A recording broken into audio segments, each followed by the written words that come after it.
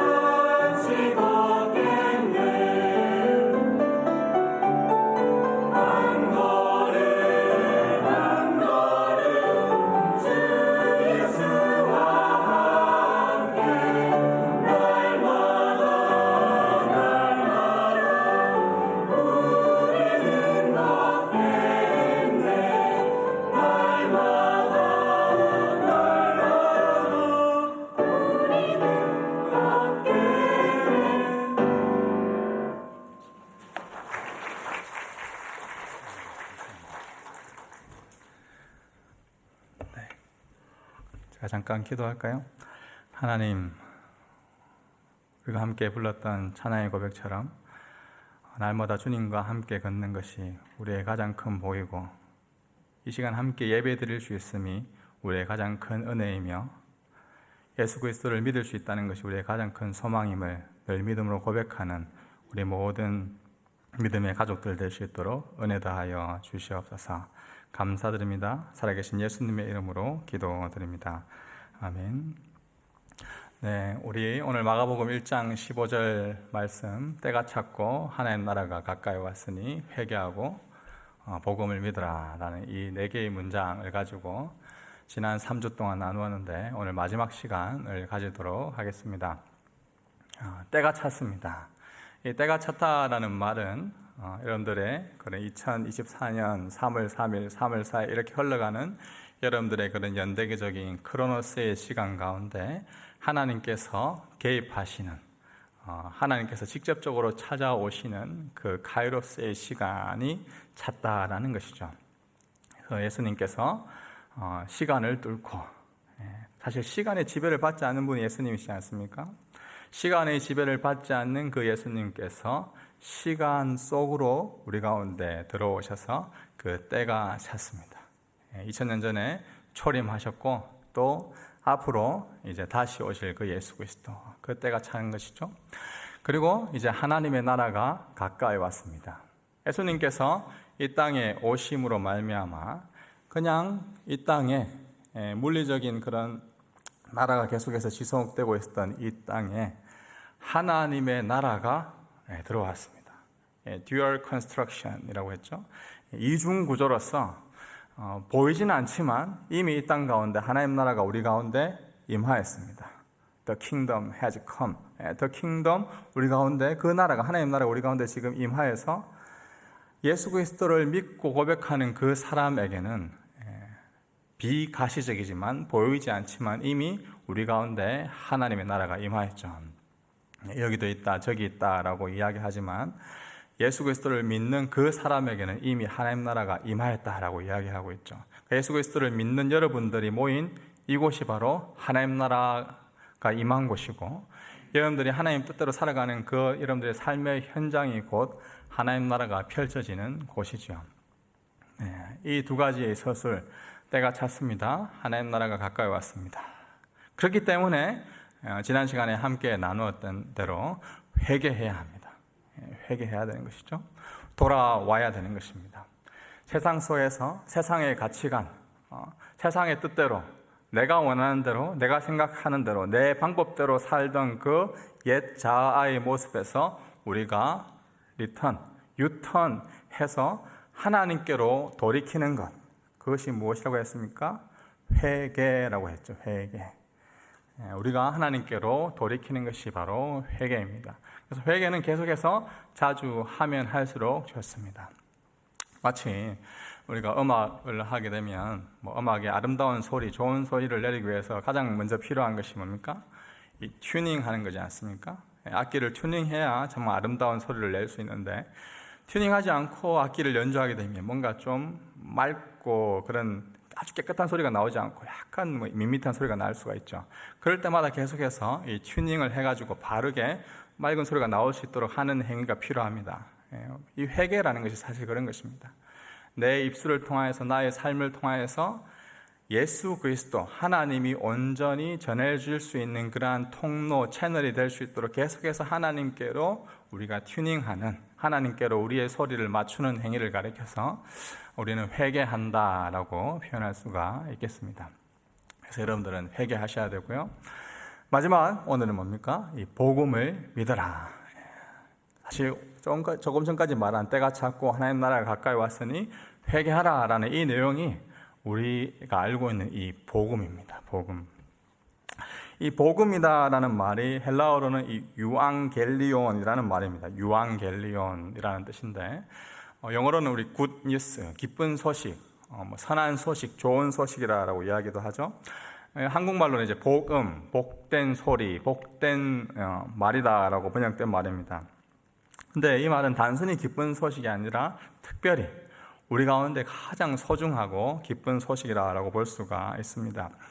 근데 우리가 2000년 전에 그 당시 이 유앙겔리온, 이 복음이라는 단어에 대해서 어떻게 사용되어 왔었는지 그 배경에 대해서 먼저 살펴볼 필요가 있는데요.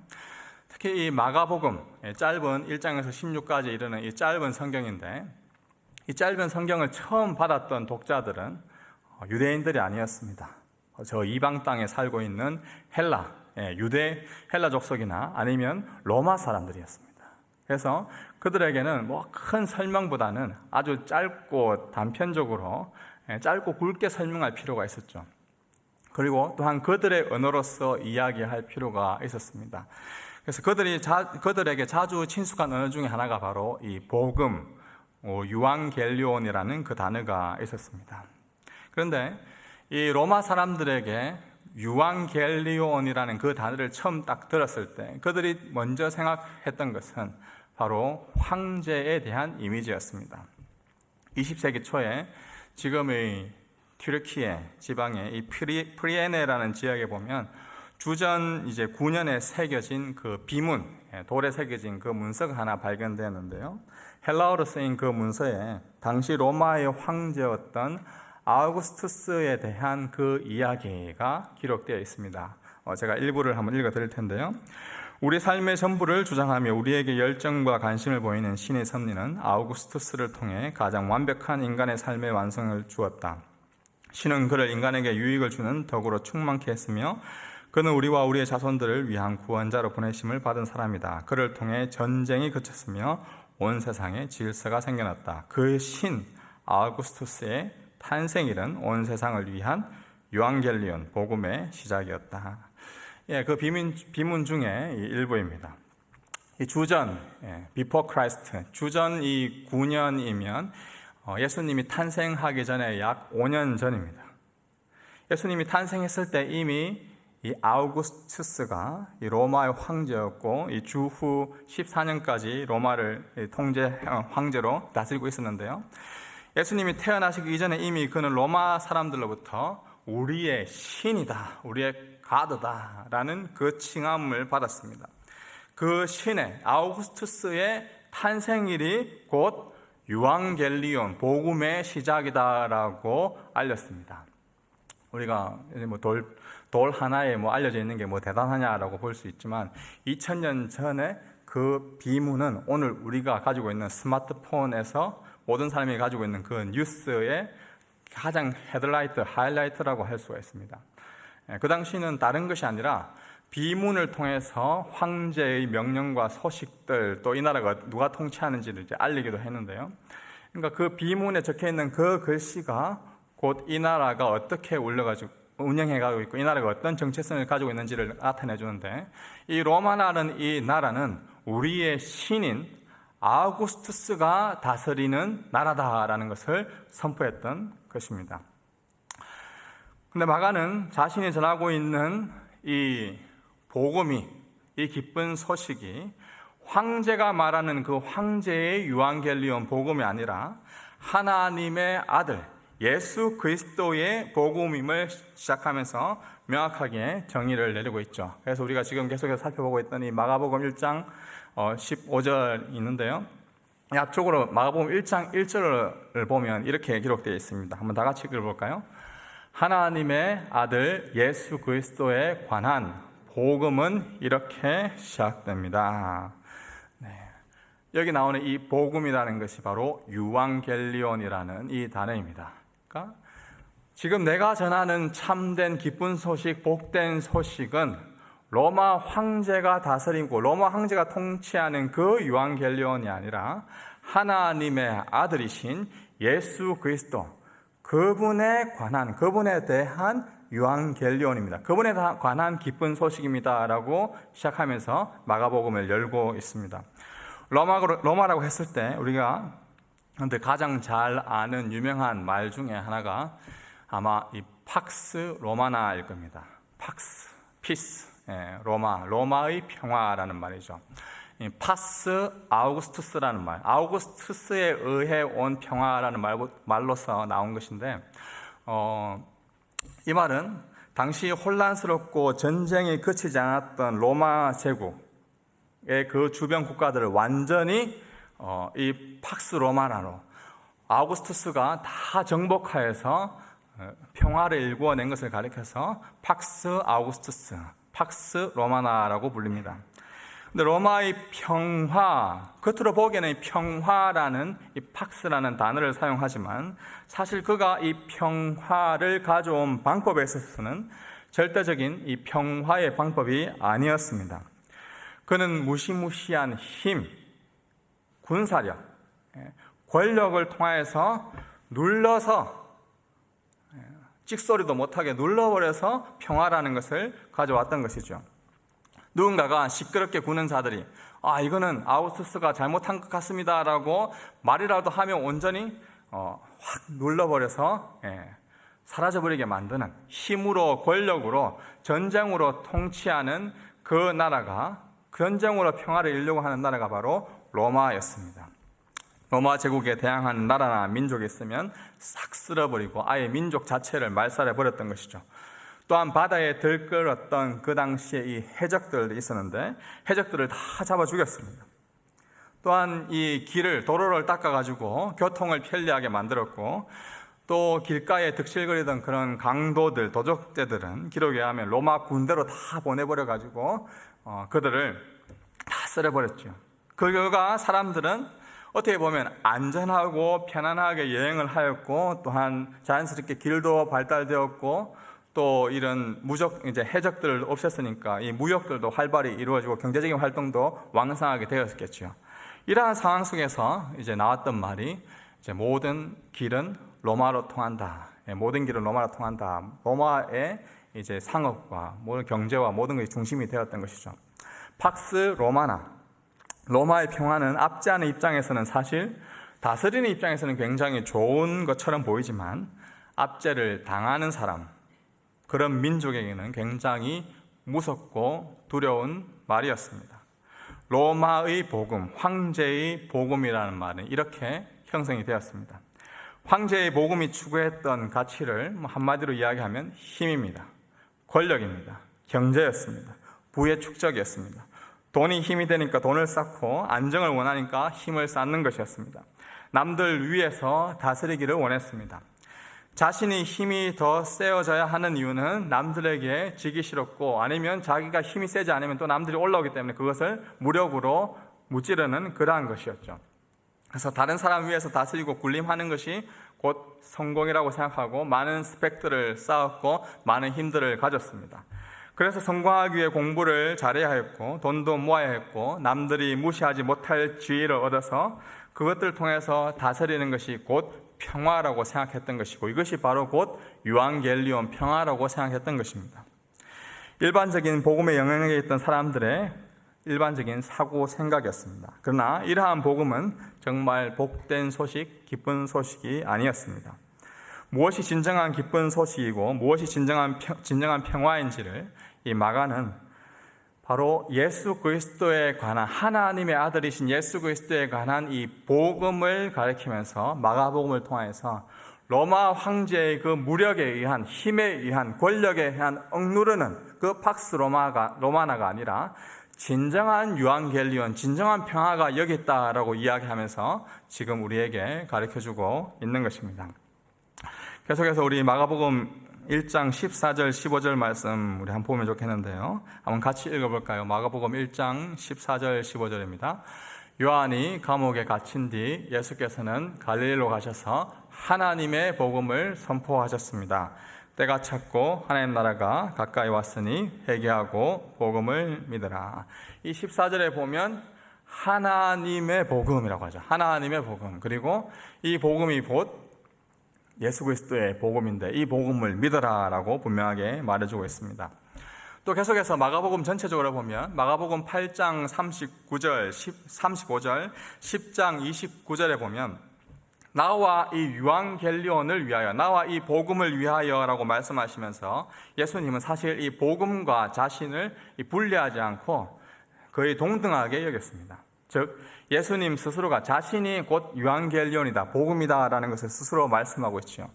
예수님은 황제의 복음과 다른 종류의 복음을 살도록 이 시대의 비전과 야망을 따르지 않고 하나님 나라의 비전과 가치관을 따르도록 그 예수 그리스도의 복음을 붙잡아라고 우리를 초대하고 있습니다. 예수 그리스도가 계시지 않으면 우리는 이 세상에 속하여서 이 세상의 가치관, 황제의 복음 아래에 살아갈 수밖에 없는 존재입니다. 힘 있는 자는 살아남습니다. 흔히 약육강식이라고 하죠. 학교에서 시험을 칩니다. 공부를 잘한 사람은 살아남고 공부를 못한 사람은 낙오되어 버립니다. 직장에서 들어가서 프로젝트를 잘 수행한 사람은 계속해서 살아남고 그렇지 않은 사람들은 계속해서 낙오되어 버립니다.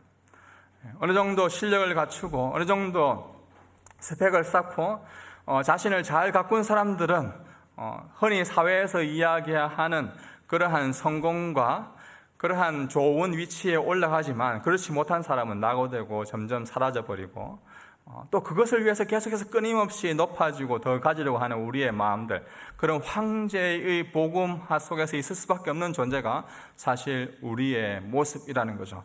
과거 2000년 전의 사회의 모습도 그렇고 지금 2000년 후 2024년을 살아가고 있는 이 뉴질랜드, 오클랜드 땅에도 사실 마찬가지입니다.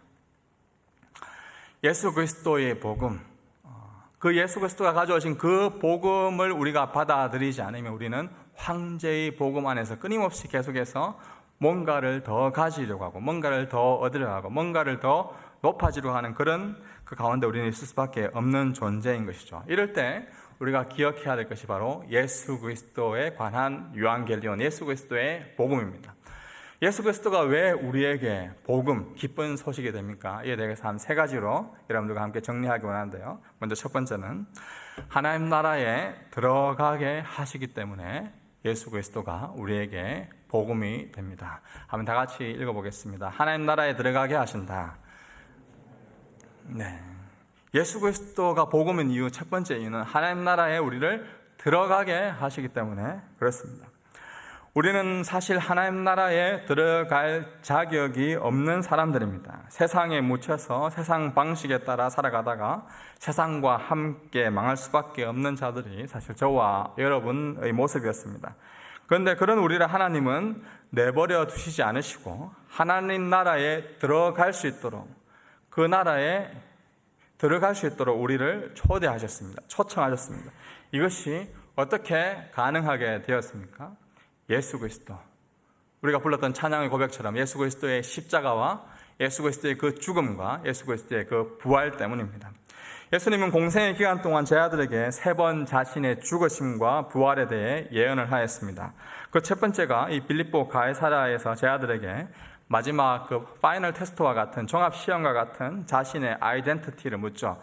사람들이 누구라고 나를 말하느냐, 그리고 너희들은 나를 누구라고 말하느냐라고 하자 그 베드로가 뭐라고 이야기합니까? 여러분들이 잘 아시죠? 아마 제자 훈련 하셨던 분들은 잘 아실 겁니다. 나의 신앙 고백과 간증. 마태복음 16장 16절. 시몬 베드로가 대답하여 이르시되, 자, 다 같이 해볼까요? 제자 훈련 우리 하셨던 분들, 제자 훈련 다시 하셔야 되겠는데 주는 그리스도시요 살아계신 하나님의 아들이시니이다. 마태복음 16장 16절 말씀. 아멘. 맞죠? 이 베드로가 주는 그리스도십니다, 살아계신 하나님의 아들입니다라는 그 위대한 신앙 고백을 하지 않습니까? 그런데 그 고백을 하고 난 다음에 예수님은 뭐라고 이야기하냐면 자신이 죽을 거라고 이야기합니다. 자신이 곧 죽고 난 후에 부활할 것에 대해서 이야기하죠. 그러자 베드로는 이 위대한 유명한 신앙 고백을 하였지만 그럼에도 불구하고 뭐라고 합니까? 예수님 안 됩니다. 그러시면 안 됩니다. 죽으시면 안 됩니다. 그게 무슨 말입니까? 라고 이야기하죠. 그러자 예수님은 베드로에게 뭐라고 합니까? 사탄아 물러가라. 사탄아 물러가라. 얼마 지나지 않자 또다시 예수님은 또 죽으시고 부활하실 것을 이야기합니다. 이때 제자들이 이제 무서워서 아무도 묻지 않고 있죠. 마가복음 9장 32절에 보니까 그러나 제자들은 그 말씀이 무슨 뜻인지 깨닫지도 못했고 두려워서 예수께 묻지도 못했습니다. 제자들은 예수님에게 안 됩니다 라고 했다가 이 베드로처럼 야단 맞을까 봐 아무 대답도 못했죠. 그리고 또 마지막 이 10장에 마가복음 10장에 가면 또다시 이 죽으실 것과 부활에 대해서 말씀하십니다. 예수님이 이 죽음과 부활에 대한 이 3번의 예언의 말씀은 마태복음, 마가복음 또 누가복음 이 3권의 공간복음에도 동일하게 기록되어 있습니다. 그러나 말씀을 보면 왜 예수님이 죽으시는지에 대한 명확한 답을 주고 있지는 않습니다. 그러나 마가복음 10장 45절에 보시면 우리가 그 이유를 알 수가 있는데요. 마가복음의 주제 말씀이라고 또 볼 수가 있습니다. 마가복음 10장 45절 우리 다 함께 읽어보시겠습니다. 인자 역시 섬김을 받으러 온 것이 아니라 섬기러 왔고 많은 사람들을 구원하기 위해 치를 몸값으로 자기 생명을 내어주려고 온 것이다. 몸값으로, 치를 몸값이다. 대속 제물이다. 대속물로 오셨다. 이 치를 몸값이라는 말은 이 영어로 이 ransom입니다. 이 ransom이라는 이 단어인데 이 단어가 언제 쓰이느냐? 어떤 한 아이가 나쁜 사람에 의해서 유괴당했습니다. 그 아이가 나쁜 사람에게 잡혀갔습니다. 그 나쁜 사람에게 잡혀가지고 그 아이를 이제 그곳에서 구출해내기 위해서, 구원해내기 위해서 그 아이 대신에 뭔가 몸값을 지불하겠죠. 그 몸값을 지불하는 것을 가리켜서 이 ransom이라고 이야기합니다. 이 치를 몸값이라고 이야기하죠. 그러니까 유괴당한 아이에게 치를 몸값을 가리켜서 이 랜섬이라고 이야기하는데 예수님께서 이 땅에 오셔서 하신 일이 바로 자신의 몸을 몸값으로 지불하신 것입니다. 자신의 몸을 이 땅에 섬기러 오셔서 누구를 위해서? 저와 여러분을 위하여서 몸값으로, 저와 여러분의 몸값으로 지불했는데, 우리가 원래 누구에게 사로잡힌 바 된, 누구에게 유괴당한 존재였습니까? 허물과 죄로 죽었죠. 사탄 마귀의 죄 안에서 우리는 그들의 종, 그들의 노예로서 있던 존재가 바로 저와 여러분들이었습니다. 그러나 그 사탄 마귀 안에서 우리를 끄집어내가지고 자기 스스로 내가 이들을 위해서 내가 몸값을 지불할 테니까 이들을 구원해 주시오라고 했던 것이 바로 예수 그리스도께서 십자가에 못 박히신 사건입니다. 사랑하는 믿음의 청년 여러분, 우리는 어떤 존재입니까? 대부분 세상의 좋은 것에 팔려서 세상의 가치관을 가지고 세상의 종이 되어 살아가는 존재가 저와 여러분들의 모습입니다. 황제의 복음의 지배 아래서 서로 경쟁하며 치열하게 힘을 키우고 스펙을 쌓아갑니다. 우리 스스로 세상의 가치관 속에서 하루하루 살아가고 있습니다. 우리는 스스로 자신의 몸값을 이 땅에서 키우기 위하여서 끊임없이 노력하지 않습니까? 오늘 이 직장에서 다음 저 직장으로 옮겨가게 되면 내 몸값이 몇천 불, 몇만 불 오르게 될 테인데 라고 이야기하면서 자신의 몸값을 계속해서 높이는 그 일에 치중하고 있습니다. 여러분들의 몸값은 어느 정도입니까? 이 황제의 복음, 유앙겔리온, 이 세상의 그 유앙겔리온 안에서 여러분들이 쌓은 스펙과 여러분들의 힘과 권력은 어느 정도입니까? 아마 사람에 따라 여러분들이 받는 연봉들, 여러분들이 가지고 있는 은사들, 가치가들 다 다를 텐데, 하나님은 이 땅에 우리가 이 땅의 것들로 가치를 매고 있는 우리의 삶 가운데 이 땅의 것으로 가치를 매길 수 없는 하나님의 아들이신 예수 그리스도를 우리 가운데 보내셔서 여기 있는 너는 바로 예수 그리스도의 몸값이다. 예수 그리스도의 그 대속물로서 내가 너를 구원했다. 너는 이러한 존재다. 이러한 가치 있는 존재다라고 우리를 불러주시고 하나님 나라에 들어가게 하셨습니다. 예수 그리스도가 아니었다면 하나님 나라에 우리는 들어갈 수 없는 존재입니다. 하나님 나라에 들어갈 수 있는 것은 예수 그리스도, 그분의 죽으심과 부활을 통하여서 그분의 엄청난 그 죽음의 대가를 지불하셨기 때문에 우리가 그 나라에 들어갈 수 있는 것입니다. 이것이 바로 예수 그리스도가 우리에게 복음인 첫 번째 이유입니다. 유괴당하였던 아이가 풀려나기 위해 지불했던 그 몸값, 사람을 살리기 위해 지불되었던 그 몸값을 자신의 목숨으로 지불하시고 죽으신 그 예수 그리스도, 그분을 믿으십시오. 두 번째로 예수 그리스도가 우리에게 복음인 이유는 하나님 나라를 살아내게 하십니다. 다 같이 한번 읽어보겠습니다. 하나님 나라를 살아내게 하신다. 예수 그리스도는 하나님 나라를 살아낼 수 없는 우리가 하나님 나라를 살아갈 수 있도록, 살아낼 수 있도록 우리에게 그 살아갈 수 있는 방법을 제공해 주십니다. 마가복음 8장 34절 35절입니다. 그리스도 예수께서 제 아들과 그분을 따르는 사람들을 다 불러놓고 말씀하였습니다. 누구든지 나를 따르거든 자기를 부인하고 자기 십자가를 지고 따라야 한다. 누구든지 자기 생명을 구하려고 하는 사람은 잃어버릴 것이요 누구든지 나와 복음을 위해 자기 생명을 버리는 사람은 구할 것이다.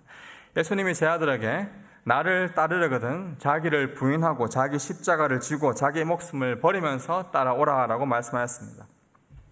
그런데 여러분들 성경을 읽어보셔서 알겠지만 제자들이 예수님을 따랐던 그 제자들의 모습이 어땠습니까? 예수 그리스도가 그 십자가에 못 박히러 가실 때, 그 겟세마네 동산에 있을 때 제자들의 그 마지막의 모습은 어땠습니까? 너 예수의 제자가 아니었냐? 너도 예수의 제자가 아니었냐? 라고 이야기할 때 그 제자들이 뭐라고 이야기합니까? 저는 모릅니다. 저 청년 내가 알 수가 없습니다. 다 예수 그리스도를 부인하였습니다. 모른다라고 이야기했죠. 주는 그리스도시요 살아계신 하나님의 아들이십니다 라는 그 위대한 신앙 고백을 하였던 베드로조차도 나는 모릅니다. 나는 모릅니다. 나는 정말 저 사람을 모릅니다 라고 디나이하였던, 부인하였던 사람들이 바로 예수 그리스도를 따른다고 했던 제자들입니다. 마가복음에 보면 제자들은 자기를 부인하지도 않았고 십자가를 지지도 않았고 목숨을 버리지도 않았습니다. 이들은 예수님이 십자가에 돌아가실 때 자기 목숨을 지키려고 다 달아나 버렸습니다. 이러한 제자들의 모습이야말로 사실 오늘 우리의 모습입니다. 하나님과 함께 있으면서도 하나님, 내가 하나님을 만났습니다. 하나님이 나의 구원자입니다. 나의 참된 위로입니다. 나의 참된 소망입니다. 고백하였음에도 불구하고 막상 우리 세상 가운데 황제의 복음이 우리 가운데 와서 너 그렇게 하면 안 돼. 너 그렇게 하면 낙오자가 돼. 더 많은 실력을 쌓아야 해. 더 많은 돈을 가져야 해. 네가 더 많은 연봉을 받고 더 성공을 해야 더 좋은 사람 만나서 결혼할 수 있지라고 우리에게 막 유혹의 말씀을 던질 때마다 그렇지, 그게 맞지. 예수 그리스도의 복음은 헛것이지. 그걸 따른 것보다 황제의 복음을 따르는 것이 맞지라고 우리는 예수 그리스도를 부인하는 모습이 사실 우리의 오늘의 모습입니다. 그러나 여러분들 기억하십시오. 부활의 예수님, 다시 살아나신 그 예수님을 목격한 제자들의 모습은 더 이상 옛날의 모습이 아니었습니다. 사도행전에 보이는 그 제자들의 모습을 한번 보십시오. 복음을 위해 자기 십자가를 지고 목숨을 완전히 내어놓는 그러한 제자들이 되었습니다. 예수 그리스도의 그 죽으신 뿐만 아니라 예수께서 다시 살아나신 것, 예수께서 다시 십자가에서 죽으시고 다시 살아나시고 부활하신 그 예수 그리스도를 보고 믿는 그 사람들의 삶의 모습은 완전히 새로운 인생이 되었던 것이죠. 어떻게 그것이 가능하게 되었습니까? 놀랍게도 하나님 나라를 살아내려고 하는 자에게 주어진 것은 바로 보혜사 성령 하나님을 받았기 때문에 그렇습니다. 사도행전 2장을 여러분들 집에 가서 읽어보시면 사도행전 2장에 그 마가의 다락방에 모여있던 그 많은 제자들이 예수 그리스도께서 보내신 그 옆에서 우리를 돕는 스폰서하시는 도와주시는 그 성령 하나님의 도우심, 그 성령 충만함의 은혜를 받고 나서는 그들이 예루살렘과 온 유대와 사마리아와 땅끝까지 이르러서 그 마르티스 증인이 되기 위해서 자신의 목숨을 전혀 아까워하지 않았습니다. 그 일이 가능하게 되었던 것은 바로 성령께서 그들 가운데 역사하였기 때문에 그렇지요. 사도 바울도 그래서 이렇게 고백하고 있습니다. 골로새서 1장 28절 29절입니다. 우리는 그리스도를 전파해서 모든 사람을 권하고 지혜를 다해 모든 사람을 가르칩니다. 이는 그리스도 안에서 모든 사람을 온전한 사람들로 세우기 위함입니다. 29절 같이 읽어보겠습니다. 이 일을 위해 나도 내 안에서 능력으로 활동하시는 분의 역사를 따라 열심히 수고하고 있습니다. 나도 내 안에서 능력으로 역사하시는 그 이에 따라서 열심히 수고하고 열심히 이 길을 달려가고 있다고 사도 바울이 고백하고 있습니다. 자기 안에서 역사하시는 그 이가 누구입니까? Holy Spirit, 성령 하나님이십니다. 여러분들은 하나님 나라에 예수 그리스도의 그 십자가, 그 치를 몸값, 랜섬, 대속의 은혜로 그 나라에 들어가게 되었지만 막상 그 나라에 들어간 존재로서 살아갈 수 있는 그러한 방법을 모르는 존재들입니다. 알 수가 없습니다. 왜냐하면 우리는 과거의 죄와 사망과 마귀의 법 아래에서만 살았던 존재이기 때문에 하나님 나라에서 살아갈 수 있는 능력들을 모릅니다. 그럼에도 불구하고 그 나라를 살아내게 할 수 있는 그 원동력, 그 힘이 어디서 나옵니까? 여러분들 가운데 안에서 역사하고 있는 성령 하나님께서 여러분들의 마음을 만져주고 있기 때문에 그렇습니다. 황제의 복음 아래에 있었던 과거의 모습들을 생각하면 여전히 우리 마음은 하나님 나라를 살아낼 수가 없습니다. 조금만 처지고 조금만 뒤떨어진다고 생각하면 열등감을 가집니다. 나는 별 볼 일 없는 인간이구나. 나는 왜 이런 집안에서 태어났을까?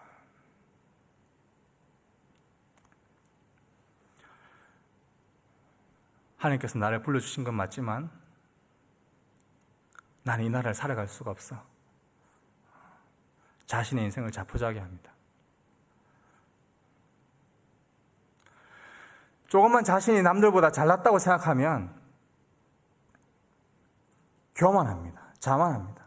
하나님, 내가 저 인간보다 더 열심히 신앙생활 할 수 있게 해서 감사합니다.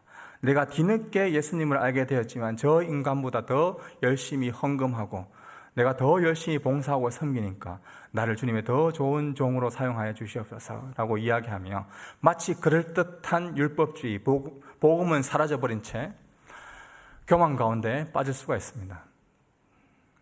다 자기 기만, 자기 교만이죠. 성령이 사라져버리고 성령의 능력은 없고 자기가 인생을, 자기가 하나님 나라를 살아내려고 하기 때문에 그렇습니다. 사랑하는 청년 여러분, 여러분은 하나님 나라에 들어가게 된 존재임을 믿으십니까? 그렇다면 여러분 스스로 여러분 인생을 살려고 하지 마십시오. 사도 바울은 내 안에 역사하신 그 예수 그리스도의 그 힘과 능력에 따라 오늘도 내가 수고하고 열심을 다하노라라고 이야기하고 있습니다. 여러분들이 공부를 하는 것도, 여러분들이 직장 생활하는 것도, 여러분들이 주어진 상황이 어떠한 환경에 처한다 할지라도 여러분들이 그 현장 속에서 살아갈 수 있는 힘과 능력은 여러분에게서 나오는 것이 아니라 여러분 안에서 역사하고 계시는 그 성령 하나님께서 도와주셔야 그 일들을 이끌어갈 수 있고 극복할 수 있고 해내갈 수 있는 것입니다. 그 성령께서 주시는 사랑의 열매, 기쁨의 열매, 용서하고 인내하고 선하게 살아갈 수 있는 그 열매들이 맺혀질 때에만 여러분들이 그 인생을 살아갈 수 있는 것입니다.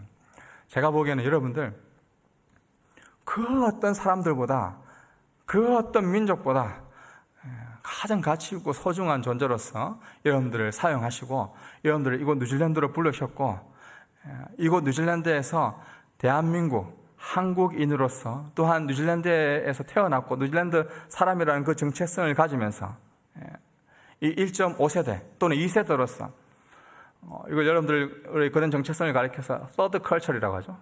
서드 컬처 키즈란 말, 제3 문화의 아이라는 그런 말을 쓰기도 하는데 그 제3 문화의 아이로서 여러분들이 지금 이곳에 살아가고 있는데 여러분은 그 누구보다 가장 실력이 있고 가장 가치 있는 존재들입니다. 내가 옆에 있는 사람들과 비교를 해서 누군가가 뭔가를 바라보아서 내가 정말 가치 있는 존재이구나, 내가 정말 더 나은 존재이구나, 그렇게 할 필요 없습니다. 무엇보다 내가 스스로 나의 인생을 살려고 하는 것이 아니라 그 나라를 들어가게 하신 그분께서 그 나라를 살아내게 하신다는 것을 기억하고 성령 하나님 그분을 의지하십시오. 성령께 사로잡힌 바 되십시오. 마지막 세 번째로 예수 그리스도께서 우리의 복음인 이유는 하나님 나라를 상속받게 하시기 때문에 그렇습니다. 다 같이 읽어볼까요? 하나님 나라를 상속받게 하신다. 상속받는다, 상속자가 된다라는 말은 아빠, 엄마, 부모님의 유산을 물려받는다라는 말입니다. 하나님 나라에 들어갈 자격도 없고 하나님 나라에 그러한 삶을 살아낼 수 있는 능력도 없는 우리에게 하나님께서는 더 나아가서 상속자로 그 나라를 책임지는, 원래는 그냥 테넌트로 들어갔는데 랜드로로 하나님께서 우리를 그 땅에 살게 하신다는 거예요. 마가복음 10장 29절 30절입니다. 예수께서 말씀하셨습니다. 내가 너희에게 진실로 말한다. 나와 복음을 위해 집이나 형제나 부모나 자식이나 자기 땅을 버린 사람은 지금 이 세상에서 집과 형제 자매와 어머니와 자녀와 땅을 100배나 더 받되 핍박도 함께 받을 것이고 이제 올 세상에서는 영원한 생명을 받을 것이다. 이 배경은 바로 예수님을 찾아온 이 부자 청년이 근심하여서 부자 청년에게 너의 재산을 가난한 사람과 나눠주어라 라고 이야기하자 부자 청년 돌아가죠. 그리고 나서 제 아들에게 이야기를 합니다. 우리는 주님을 위해서 모든 것을 버리지 않았습니까? 라고 이야기할 때 예수님께서 이렇게 말씀하신 것이죠. 그리고 예수님은 또다시 자신이 죽을 것을 예고하십니다. 그런데 이 말씀을 듣고 난 이후에 어떤 일들이 일어난지 아십니까? 참 가관인 것은 그러면 하나님께서, 우리 예수님께서 다시는 그 나라에서 우리는 누가 우편에 좌편에서 통치할 것인가, 누가 우의정, 누가 좌의정이 될 것인가, 누가 그러면 장관이 될 것인가, 그것들을 제자들이 다투면서 싸우고 있는 모습들이 제자들의 모습이었습니다. 여전히 제자들의 모습은 누가 더 높아질 것인가, 누가 더 많이 가질 것인가, 누가 더 인기를 많이 얻을 것인가, 그 황제의 복음에만 관심이 있었죠. 그래서 그들은 좀 더 힘을 가지고 성공하기 위해서 서로 내분을 일으켰던 것입니다. 오늘 우리의 모습과 너무나 비슷합니다. 우리는 하나님 나라를 사실 상속받는 것, 그 나라의 영원한 백성이 되고 그 나라의 영원한 상속권을 받았다는 그 사실에 대해서는 알고는 있지만, 머리로는 이해하지만 삶으로서 살아내지는 못하는 것이 우리의 모습입니다. 죽고 난 다음에 예수님이 재림하셔서 새롭게 하나님 나라에 들어갈 수 있는 그 소망, 그 희망에 대해서는 별로 관심을 가지지 않습니다. 하나님 나라를 상속받는 것보다 당장 눈앞에 보이는 이 분양권, 이 땅을, 이 재산을 어떻게 얻을 수 있는지만 더 관심이 많습니다. 하나님 나라에 대한 상속보다는 사실 이 땅의 부모님에 대한 상속이, 유산에 대한 관심이 더 많습니다. 하나님 나라에 들어갈 거가 상속을 받을 것에 대한 기대감이 없습니다. 당장 눈에 보이는 이 땅이 훨씬 좋아 보이는 것에 황제의 복음의 매력을 느끼는 것이 오늘날 우리의 모습인 것이죠. 사랑하는 청년 여러분, 예수님이 분명히 다 버리면 내세에서 영생을 상속받지 못할 자가 없느니라 라고 우리에게 말씀하십니다.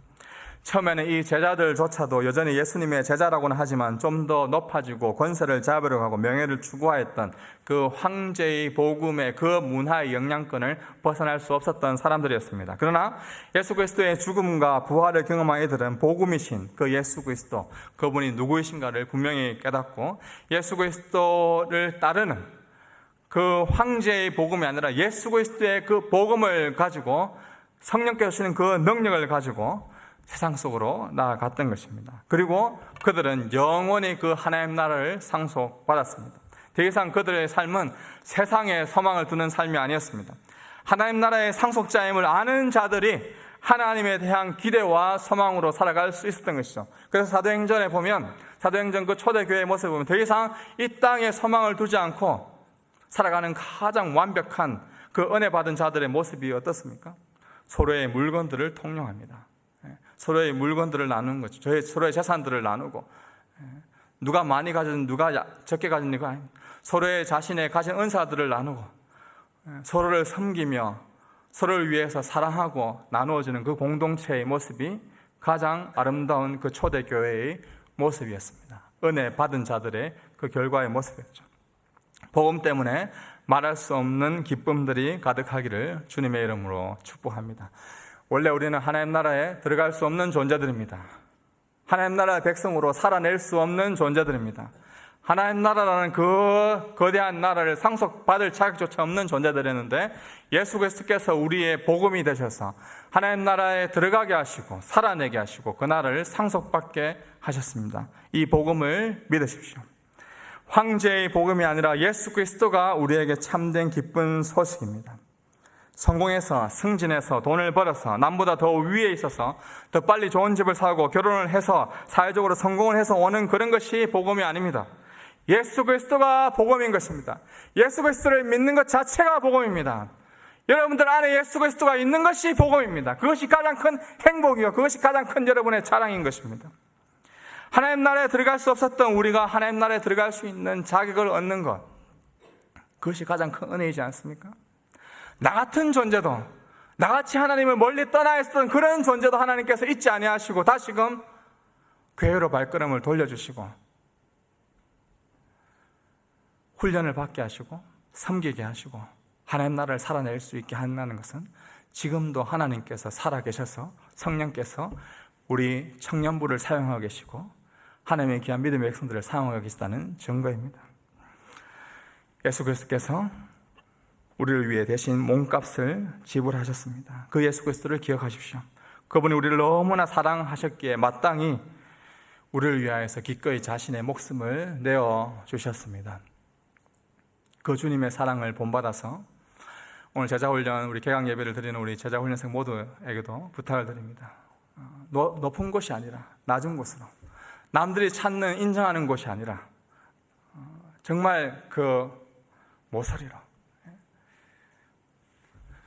세상에서 나를 인정해 주지 않지만 그 누구도 나를 바라봐 주지 않지만 하나님께서는 나의 마음을 아시지.